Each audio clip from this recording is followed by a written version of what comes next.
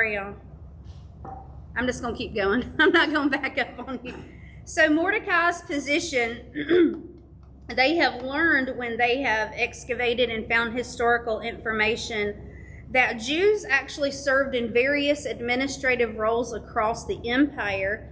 That's found in the Elephantine Papyri, the Babylonian business tablets, Persian administrative records. So Mordecai is not some like random bystander, even though this is part of the diaspora, the time period where they're dispersed among the nations. He still has somewhat integrated into the society. He does still keep his Jewish heritage, his Jewish religion, but he is part of the political system that is in Persia, kind of like the Persian bureaucracy. So he is strategic to, like in a strategic, I guess, position to where he can keep up with events, he can keep up with Esther. He knows the comings and goings, I guess you could say, of the kingdom. I don't think that's a mistake either. Just as Esther's not a mistake, she couldn't get there unless he, was kind of backing her. So assassination attempts. Most of the time when we think of assassination attempts, y'all probably remember Rome from school, where you learn about how many emperors were assassinated. This happens over and over and over. If you remember when we had talked about King Herod in the New Testament, he assassinated his own sons because he didn't want them to get the throne, which he was crazy anyway. But keeping the throne, especially in a family dynasty, was important. Assassination attempts, it's no different in Persian courts or Babylonian courts. You see it all the time. Somebody wants power. Always wants power. So Xerxes himself would actually later be assassinated by Artabanus, commander of the royal bodyguard. Surprise? Those who are the trusted are the ones who are committing assassinations. Darius faced multiple assassination plots. We learned about Darius before in the book of Daniel. Eunuchs often had access to the king's private chambers. That's like most of the time when we read the word eunuch in scripture or in history, people just put them at the bottom of the totem pole, but there weren't. That was not. They had access to the king like nobody else. So assassination attempts were common. You had to look out for it. They even have people like taste their food. That's not a myth that you just see in movies or whatever. Poison was a form of assassination too. So Esther 2:22 and 23. And the thing was known to Mordecai, so he finds out about this assassination attempt because the two chamberlains were mad. Now, a chamberlain would have had access to the king. All right, so he told it unto Esther the queen. If Mordecai couldn't get something done, the queen could. So he charged her with that. And Esther certified the king thereof in Mordecai's name. So she didn't do it. She didn't say, oh, I found this out. This is me. She gave him credit for it because he's the one who found it out. And when inquisition was made of the matter, it was found out. Therefore, they were both hanged on a tree. And it is written in the book of the Chronicles before the king. So you know how we have the book of Chronicles in Scripture? Does anybody know what it chronicles? The kings. There are chronicles of the kings in Persia too. This is how they record their history. All right, so they found it out. You're out. They're hanged. So keep in mind this word hanged. That was their capital punishment because it's going to come back in later on. Now, the book of the Chronicles. Royal scribes kept detailed records. Chronicles were read to the king as in Esther 6. Loyalty was supposed to be rewarded. So Mordecai, because he was loyal, he proved that by, coming out with his plot, he was supposed to be rewarded. But we know Mordecai is not going to be rewarded. Let me keep going. The invisible realities. God is positioning Esther. Hatred is stirring in the background. And we've mentioned Haman, but we haven't really gone over his story. It's coming, but I did put it in here because his lineage is going to play a huge part of what's coming. Providence weaving through palace politics and divine timing aligning perfectly. So in the book of Esther, you don't find God's name. God is silent, but his orchestration is unmistakable. With Mordecai, with Esther, even with all of these political stirrings. Now, this is what I want you to get from this. And this is what we can learn from Esther, okay? If you apply that to today, apply that to America, to the world, do we have a whole lot of hatred stirring? We have a whole lot of politics, lies, hatred. I mean, just all of it. It's just a big old mix. You turn on the news and it's just, and half of it you don't know what to believe. What's propaganda? What's truth? You can't tell truth from lie. People, propaganda, what does that do? That's supposed to get you emotional to where you'll fall to one side or the other side. It's nothing new. It's the same as they would have done back then. And some people today would say, well, God is silent. But does God orchestrate? The book of Daniel says he sets up kings and rulers. He takes rulers off of thrones. Who's in control? All right, so if I ask you this question, can you see God at work still? Yes, absolutely. Absolutely. And you know how we often say, well, we're in the end times. We're in the end times. We can recognize things from the end times. We hear that all the time. Here's the thing. We've been in the end times since the cross and the resurrection. We've been in the end times for 2,000 years, but you're paying attention. You can recognize things that are happening, now that apply to Revelation. Things that couldn't have happened 100 years ago, that can happen now. That's what you're supposed to do. You're supposed to be paying attention to these things. So God is orchestrating. God is, because we can see those things. That's why he gives us the books and his word so we can recognize things. So moving on into Esther chapter 3. After these things did King Ahasuerus promote Haman, the son of Hammedatha, the Agagite. That's important. Agagite. I'm going to come right back to that in just a second. And advanced him and set his seat above all the princes that were with him. And all the king's servants that were in the king's gate bowed and reverenced Haman, for the king had commanded so. If you think of it this way, he's like the vizier. He's the second in command. Kind of like how Joseph was in Egypt. He was second in command to the king. This is Haman. So he's kind of got the power of the king. Same as Daniel. Daniel was third in the kingdom, and then the co-regent got killed in Daniel chapter 5.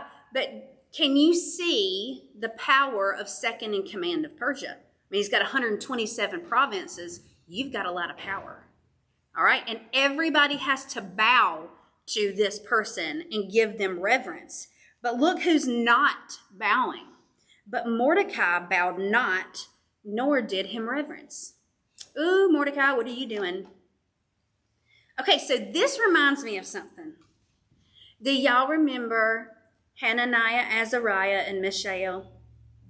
And the king says, bow to my statue. And 3 of all of Babylon did not bow. 1 is not going to bow to this man. All right, we're going to talk about that in a second. Then the king's servants, which were in the king's gate, said unto Mordecai, why transgressest thou the king's commandment? Hey, why ain't you doing the king's commandment? This is probably punishable by death. It would probably be seen as treason, Maybe you should bow. Just give obeisance. Now it came to pass, when they spake daily unto him, and hearkened not unto them, they told Haman, to see whether Mordecai's matters would stand. For he had told them that he was a Jew. So Mordecai makes it known he's a Jew. Okay? And he is not bowing to Haman, and now Haman knows about it. Now remember, I told you he was an Agagite. So Haman. Xerxes elevates Haman, the son of Hammedatha the Agagite, to the highest administrative position beneath the king. Historically, this corresponds to the Persian office known as the, oh Lord, these names, Hazarapati. If y'all can say it better, y'all tell me afterwards. Literally, commander of 1,000, but functionally the vizier, the empire's chief minister. Again, it's like Joseph was in Egypt. He's got a lot of power.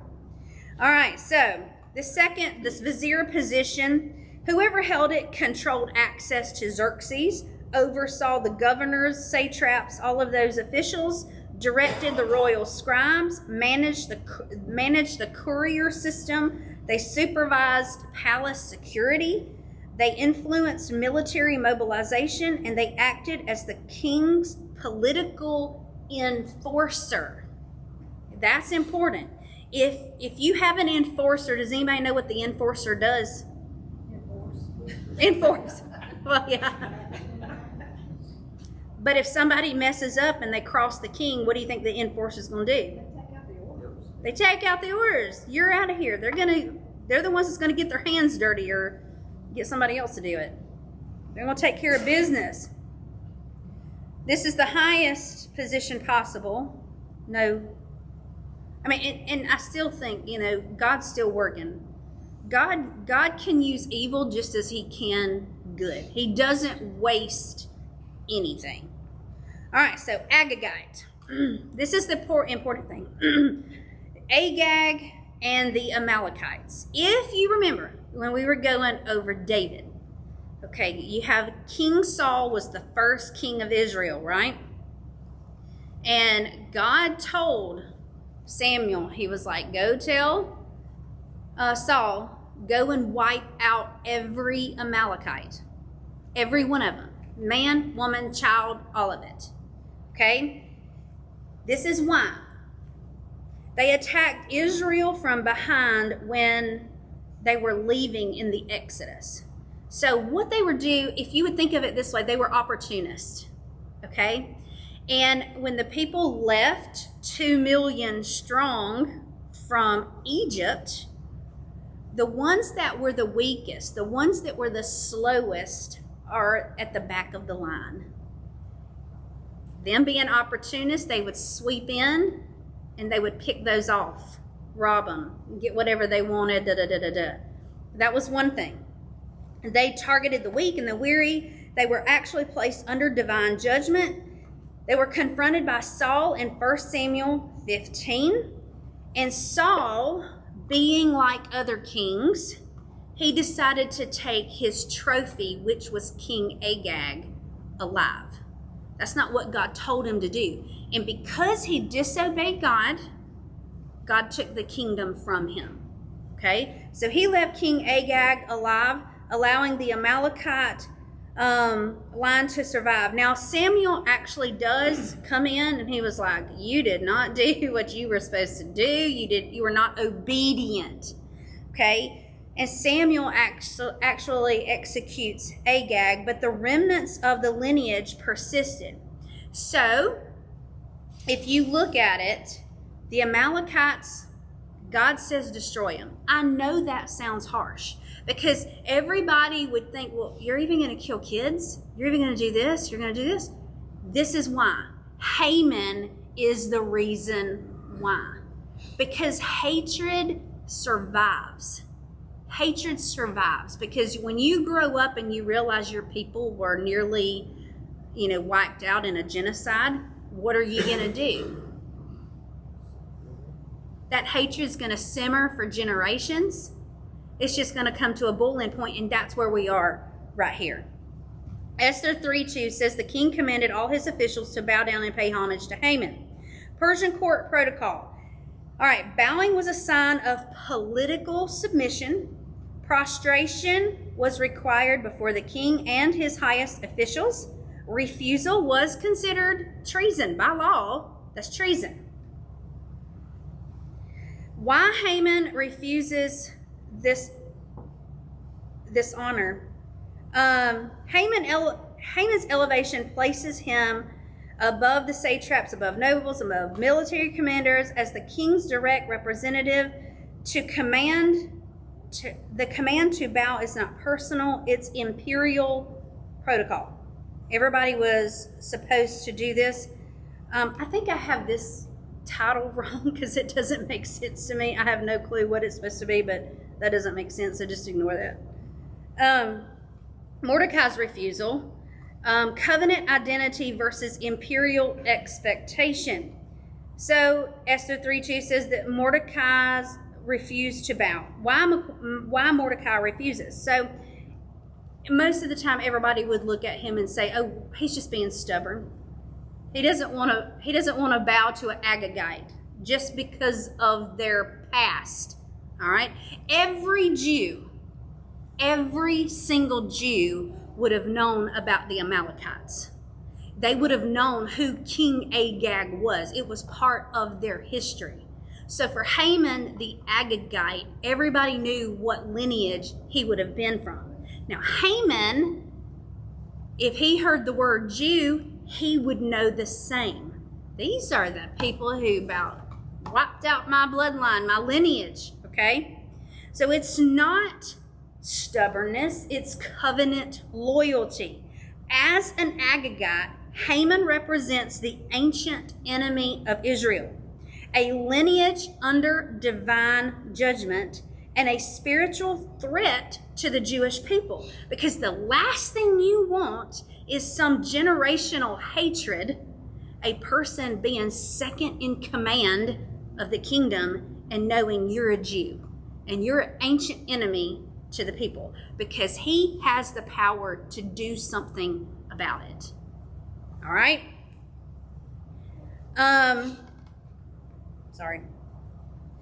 For Mordecai to bow to Haman would be a symbolic submission to Amalek, a betrayal of covenant identity, and a violation of conscience.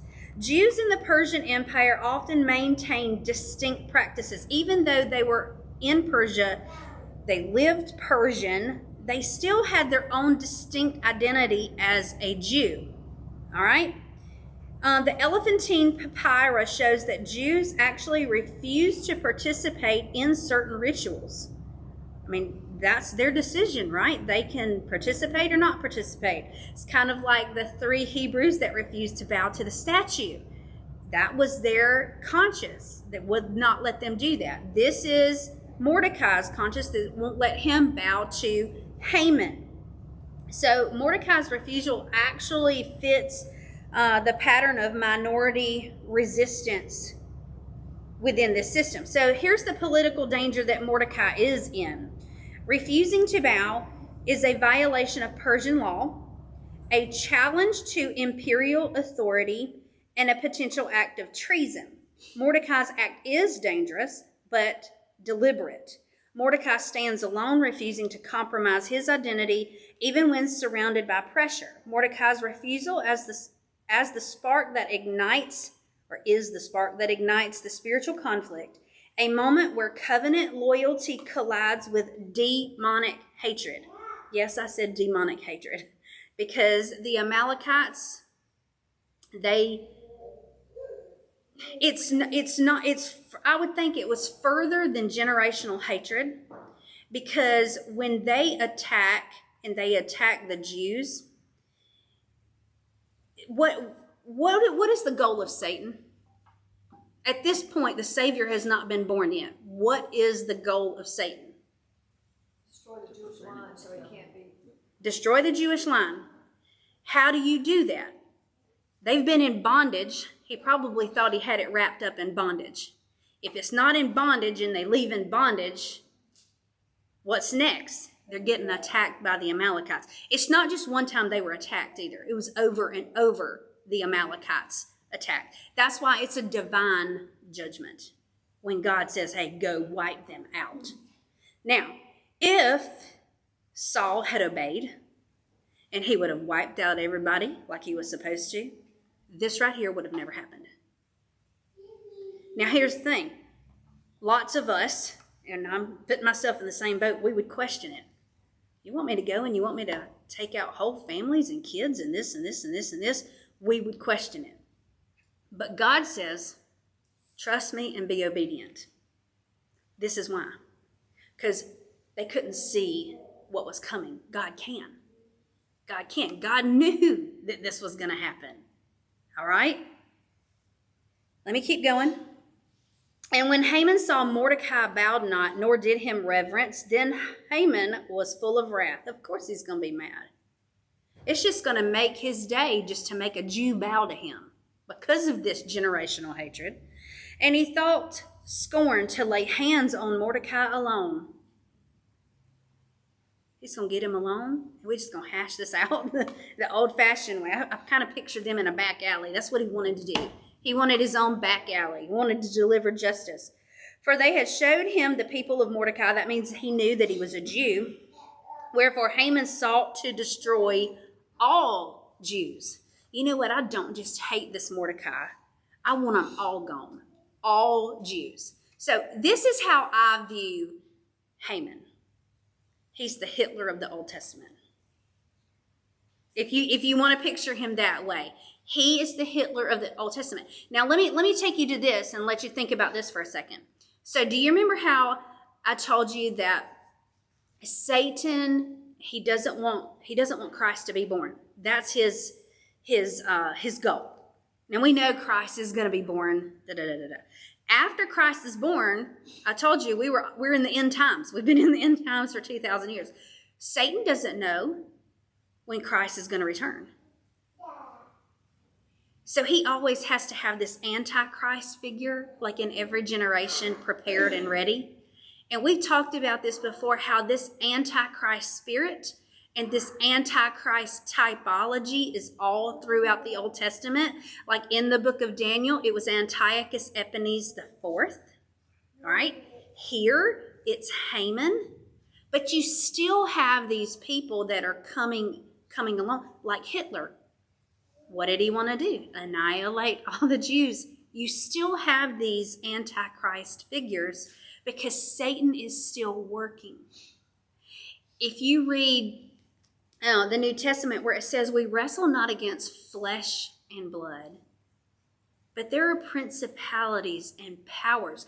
I don't think we grasp that.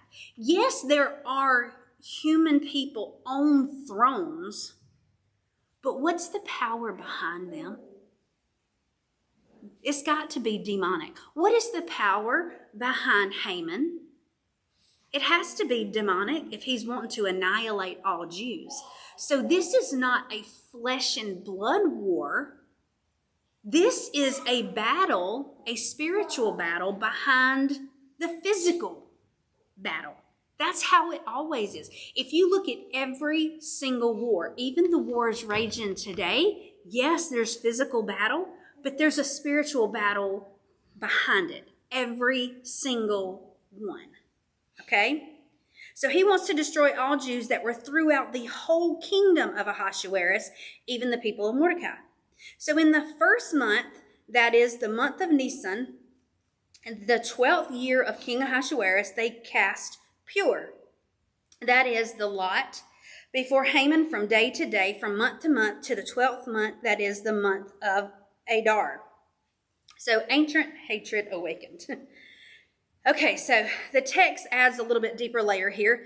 Haman's rage is not only political, it is ancestral, it is spiritual, and it is the Amalekite hatred resurfacing.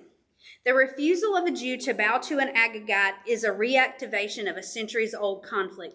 This is just the spark that's going to light the powder keg. A Jew refusing to bow to me. All right? He knows his history just as Mordecai knows his. Okay, so Haman's decision, genocide as imperial policy. Esther 3:6. Haman sought to destroy all Jews in the empire. And the thing about it is, it only happens when Mordecai refuses to bow. It only happens when he finds out that Mordecai's Jewish. He turns it to his advantage, okay? His eliminating Mordecai alone will not solve the problem. Jewish distinctiveness threatens his authority because if one Jew refuses to bow, it might start something and more Jews might refuse to bow. Okay? Destroying the Jews removes the source of resistance. So we know that there's been genocides throughout history, and we mostly look at more recent history. But if you look at the Persian Empire, they had absolute royal authority, irrevocable decrees. We've already seen that. Once something's put into law, you can't change it. Precedents for mass punishment of rebellious groups, administrative capacity to carry out empire-wide orders. They were very well organized. This is not some town where they're living in caves and they're very technological advanced. And then there's the spiritual dimension because Haman's plan is politically motivated, personally fueled because he's emotional, he's angry about it, and it's spiritually driven. So there is that spiritual element behind it. It is Amalek attempting once again to destroy Israel. Okay? It's Satan's plan. So casting pure, I know like a lot of us probably don't know what that is, but it's like kind of like a divination system. Okay, they cast lots, they use astrology, they consider like omens, ritual calendars, and actually the Greek historian Herodotus wrote about this, and he writes about their reliance on such things. So they would like cast lots. Oh, should we go after Mordecai today? Should we go after Mordecai today? So like day after day, they would continue to do that till they got a good omen or a good lot. It was just kind of that system back then. Why Haman cast lots? He is looking for a favorable day to do this. Okay, it shows his spirituality right here. A divinely sanctioned moment, a ritual justification for genocide, because if the lots say that it's a good day to kill somebody, he'll go ahead and do it. Okay, the lot actually falls on the 12th month, giving Haman nearly a year to prepare. The spiritual significance to this, and I wrote all this out for you because I just don't want to stand up here and talk. I want you to be able to see it. Casting lots is an attempt to align evil with divine timing. Isn't that what dictators have done for centuries? They call it divine or to help their kingdom or political promotion. We got to get rid of these people. And then they try to twist it to make it, well, it's for the good of the people, or it's divine, or it's this, or it's this. They always have an excuse. But this is demonic counterfeit to providence. God's providence put Mordecai in his place. God's providence put Esther in her place because he knew there were going to be this demonic counterfeit. Satan always counterfeits what God does. That's why you have the Trinity, God the Father, Son, Holy Spirit. In Revelation, what do you see? The counterfeit, the unholy Trinity of Satan, the false prophet, and the Antichrist. You have a false resurrection. He always counterfeits. You can always see that. And this is one of the places that you can see that in the book of Esther. And Haman said unto King Ahasuerus, there is a certain people scattered abroad and dispersed among the people in all the provinces of that kingdom, and their laws are diverse from all people. Neither keep they the king's laws, therefore it is not the king's profit to suffer them. Like, you don't have to put up with them. You're not getting anything out of them. That's pretty much is what he's saying. They have their own laws. They don't listen to you. And what he's doing right there, that's a manipulation. He's trying to get him emotional. They're not going to listen to you. Does that sound familiar? Because the same thing happened in the book of Daniel. Hey, you've got Daniel over here. He's going and praying to his God 3 times a day. He's not doing what you say do. You know, he's playing on emotions. If it pleases the king, let it be written that they may be destroyed. And I will pay 10,000 talents of silver to the hands of those that have the charge of the business to bring it into the king's treasuries. And the king took his ring from his hand and gave it to Haman, the son of Hammedatha, the Agagite, the Jews' enemy. Who else got a ring, second in command? Joseph. That means you have the authority of the king to carry out certain things. So, Haman, the Jews are different. They don't obey the king's laws. They threaten imperial unity. They should be destroyed. Their destruction will enrich the territory because we're not just going to kill them, we're going to take all their stuff. You get that? It's going to make you richer. You don't get anything out of them anyway. And then Haman offers 10,000 talents of silver. That's an astronomical sum. That's roughly 300 tons of silver. See, we read over that, we don't realize how big it is. 300 tons of silver, nearly 2/3 of the empire's annual revenue, equivalent to the tribute of multiple satraps. This bribe is not symbolic. It is a massive economic incentive because if he goes through with it, he's rid of the rebellion. He gets all this money. He gets all of their properties and wealth added to his treasury. And Xerxes is fixing to go on a military campaign. What do you think they need? They need the funds to do it. All right, I got 2 more and I'll end for today. This is why Xerxes agrees. Number 1, this guy he's all over the place emotionally. He's easily manipulated. He's easily influenced. He's distracted by other affairs. He's trusting his high officials when he should not because they know how to pull his strings very well. If you realize with Queen Vashti, historically prone to rash decisions. So Xerxes' signature as the moment where human authority becomes the instrument of spiritual evil. All right, it's gonna be his position and the position that he gives Haman that is going to enforce this decree. And remember, once the decree is out there, it can't be changed. If Esther is a Jew, she's under a death sentence, his own queen. And because she didn't tell anybody, the king doesn't know. And it's not going to be an exception for her because she's Jewish. So we'll pick up there next week. Does that make sense? All right.